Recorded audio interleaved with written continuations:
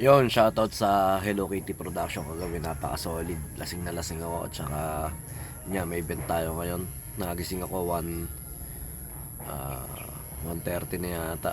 Dapat mga 2 nasa biyahe na kami. Pero ayun nga, dahil nga late tayo ng konti, tsaka nalit din yung kasama natin. Pero okay lang, kumbaga nandito na kami ngayon sa venue.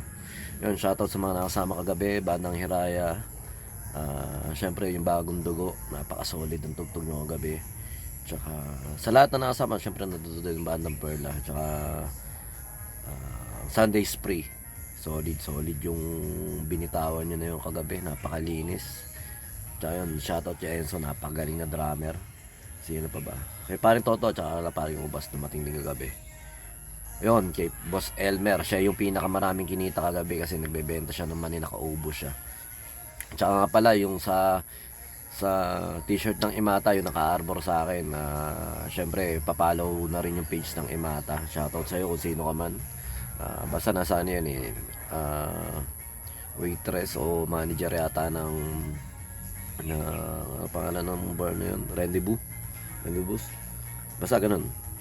Yun lang. Medyo hindi pa hangover ka pare Eli, babawian kita. Bawian mo rin ako, pambira. Lasing na lasing ako. Basta, salamat. Naghihintayin na lang kami ng tutugtog. Dito lang ako sa sasakyan. Mamaya lang ako.